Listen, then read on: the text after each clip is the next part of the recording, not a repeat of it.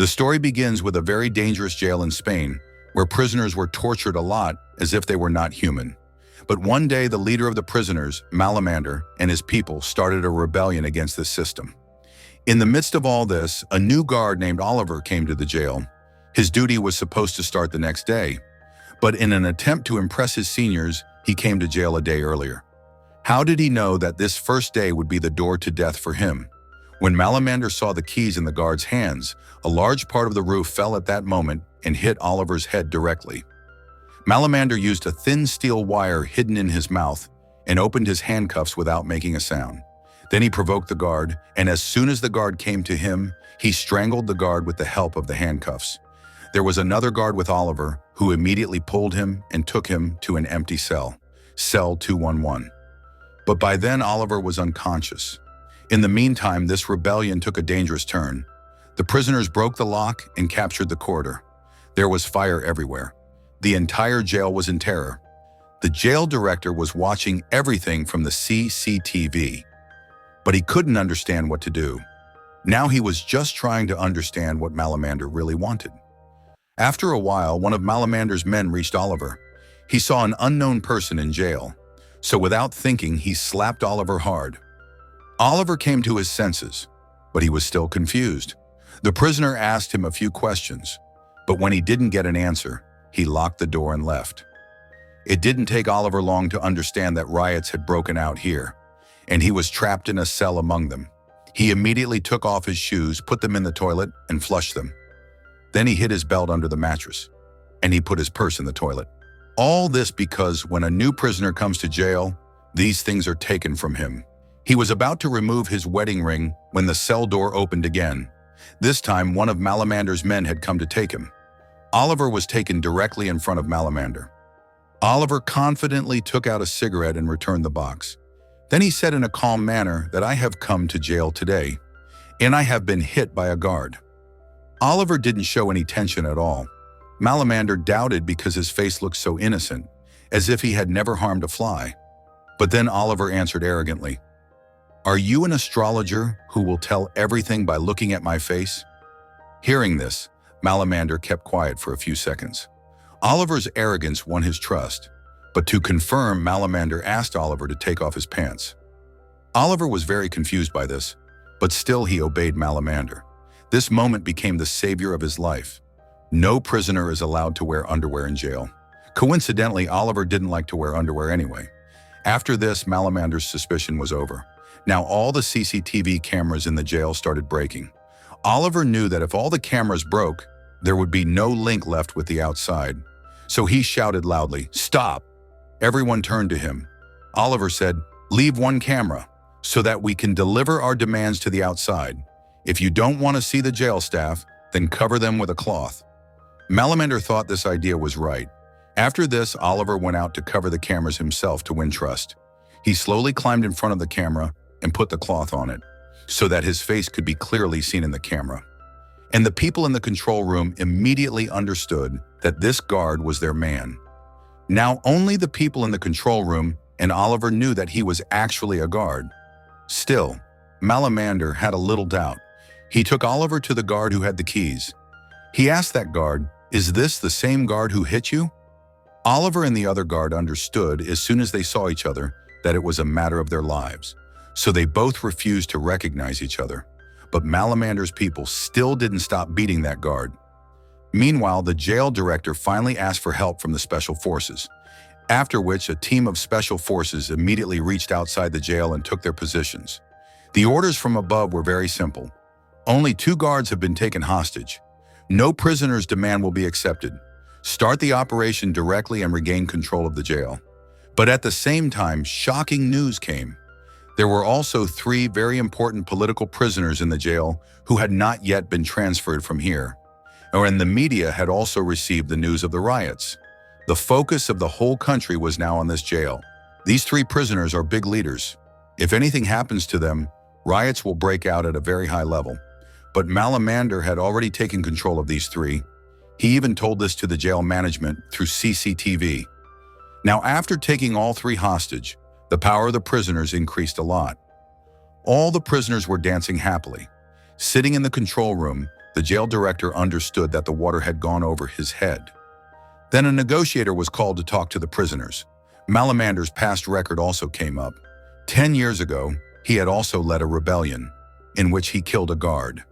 Since then, he has been the boss of the jail. Malamadre told Oliver to help him write some demands. The demands were basic: improve the condition of the jail cells, give the right to meet family once every 15 days, and the prisoners should be given treatment in a proper hospital because doctors examine them from behind the bars. And earlier, a prisoner who had a brain tumor. He was told that you have no pain in your head, you are lying. That poor man died in pain. Oliver did not find anything wrong in Malamadre's demands. Seeing Malamadre's leadership, Oliver was impressed. During the conversation, Oliver told Malamadre that my wife is pregnant, my child is about to be born, and I am trapped in jail. Malamadre felt sorry to hear this. Oliver made up a false story that the man I killed was a drug dealer. He killed my younger brother, so I finally took revenge. Oliver was getting very close to Malamadre. By then, the negotiator had also reached the jail. Malamadre told Oliver to search him. Oliver cleverly revealed the location of the captured three political prisoners while searching. Now later put the demands in front of the negotiator. The negotiator said that I will send your demands up and come back. On the way out, Malamadre told him that all my brothers have been working hard since morning. We are hungry, it is okay to bring good food. He also said that Oliver should be allowed to talk to his wife. On this, the negotiator said that yes, I can arrange that. This much is in my control. So I will take him out and bring him back again. Malamadre agreed to his words with confidence, but he said harshly warned that nothing should happen to Oliver. Malamadre trusted Oliver far too much in such a short time. This was a great opportunity for Oliver, but before the gate opened, he heard a scream from inside. As soon as he heard the scream, Malamadre grabbed the negotiator and told Oliver to go and see what happened. Oliver ran and went to check. He found out that there was a fight between two prisoners. One got hurt on his head and fainted. The commander of the special forces sitting in the control room saw this and thought a very important person had died. After this, he ordered his team to attack quickly. Oliver immediately understood that if the special forces came inside, blood would flow. He quickly brought those three hostages in front of the surveillance camera so that the commander could see that everything was normal. As soon as the commander saw them on the CCTV, he canceled the order. Now negotiations started again. Oliver's wisdom and courage saved everyone's lives, but Malamadre couldn't accept that someone who came to jail today was becoming a hero today.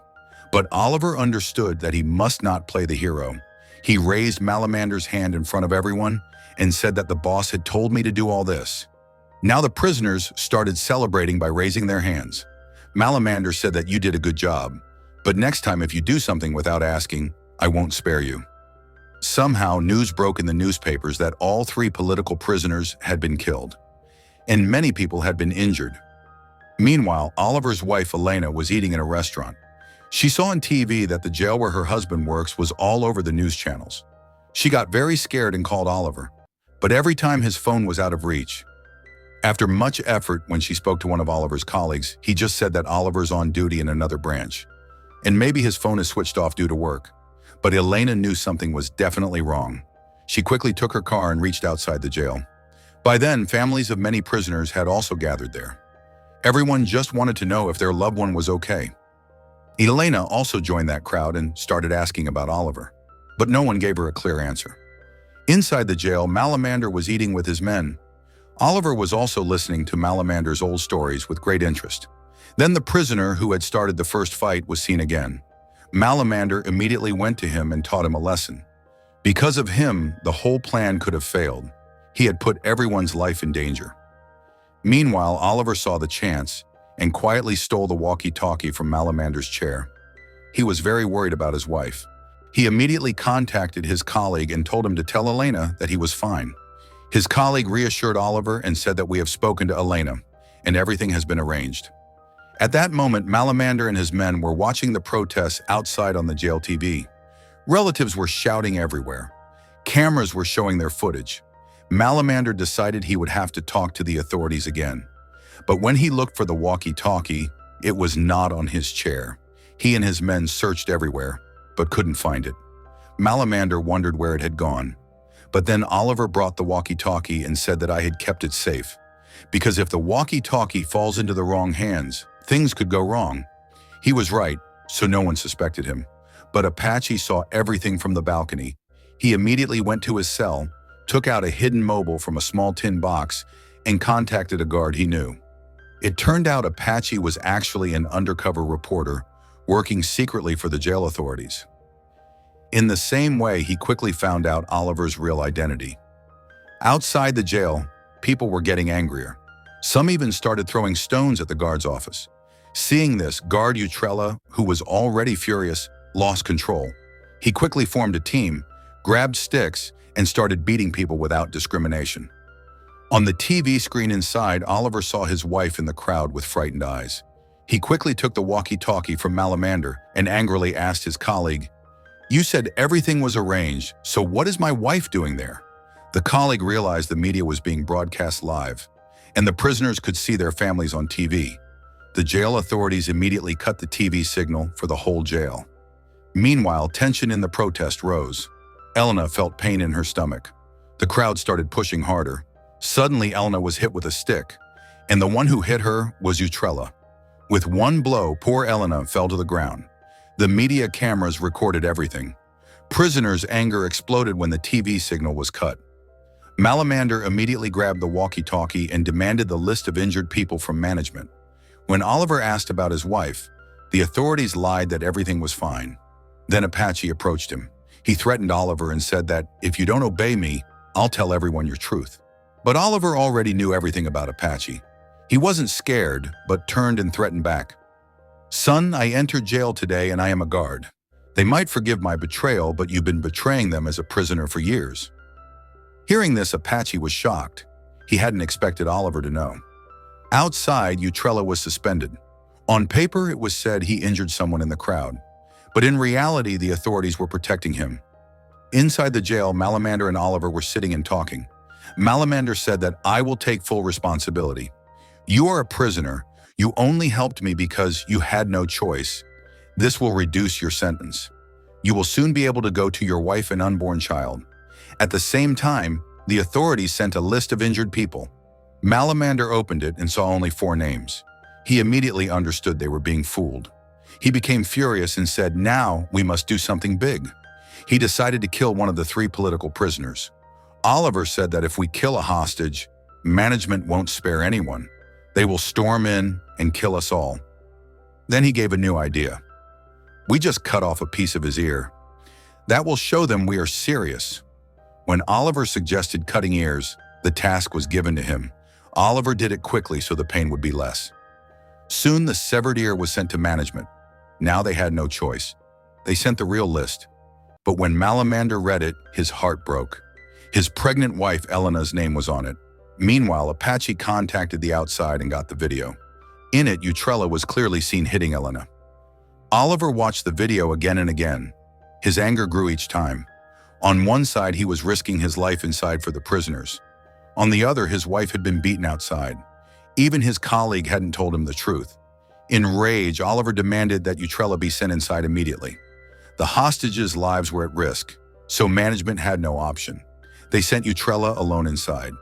As soon as he entered, Malamander showed a knife and took him under control and moved him away from the camera.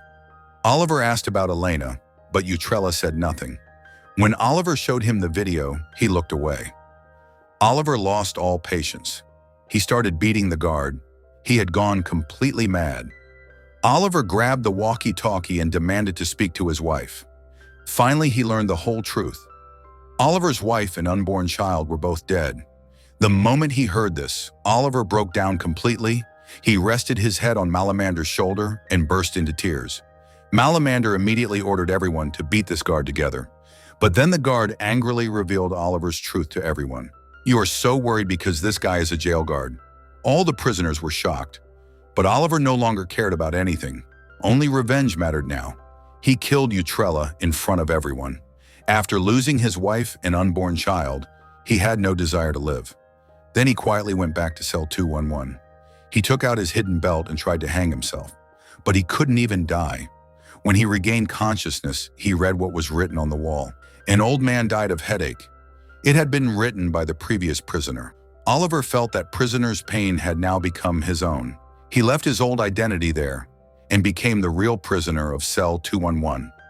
In another part of the jail, some prisoners began doubting Oliver. But deep inside, Malamander knew that even if Oliver had started as a guard, now he was one of them. Their fates were tied together. After the real list arrived, prisoners' anger exploded. Seeing their family's condition, they lost control. The government intervened and sent a high-level official to negotiate. He said most demands were accepted. As he began explaining, Oliver dragged Utrella's body and placed it in front of the camera. Looking straight at the lens, he said, "I killed him. And we will only talk when the Prime Minister himself appears on TV and says yes, all conditions are accepted." Now Oliver was fully with the prisoners. Malamander supported Oliver. Either meet the demands or come collect the corpses. The negotiator had to report everything upward. Malamander knew the government wouldn't agree easily, so he ordered his men to move the hostages to different places and prepare for the final fight. Then management played a dirty trick. They told Malamander that Oliver really is a guard, and if he kills Oliver, they will reduce his sentence. When Malamander saw Oliver's file, he was shaken for a moment, but he still carried on with the plan. The hostages were locked in separate places. And then he went to Oliver with his knife. But when he looked into Oliver's eyes, he saw only a loyal man full of pain. So he couldn't bring himself to kill Oliver. He handed the knife to Oliver and said, "I will fight beside you." Meanwhile, Apache informed management of the hostages' real locations. Special forces prepared the assault. Suddenly, the TV signal returned. News said all old jail laws had been abolished. Oliver and Malamander were overjoyed, but didn't know it was a trap. Authorities did this to calm the prisoners. As soon as everyone started celebrating, Apache did something else. He killed the prisoners guarding the hostages and stood in front of the hostages pretending to protect them. Then smoke bombs were thrown inside the jail. Oliver instantly understood the truth. He told Malamander, "Kill the hostages or everything is lost." But as they started moving, someone shot Oliver with a nail gun. Malamander ran to him, but the wound was too deep. Nothing could be done. Apache shouted that both leaders were dead. Hearing this, all prisoners dropped their weapons. Malamander stood frozen, everything ruined before his eyes. He wiped his tears just as Apache shot him from behind. Malamander fell but tried to fight back. Before he could, Apache fired again and Malamander collapsed dead. Special forces easily regained control of the jail. Oliver also died in agony. When everything was over, Oliver's colleague came to identify his body. Full of shame, he opened the door of cell 211. The wedding ring was lying there. Oliver had been an honest and good man, but society took everything from him. And in the end, instead of living as a guard, he chose to die as a prisoner. Now this movie ends here. See you with the next recap. Thanks for watching.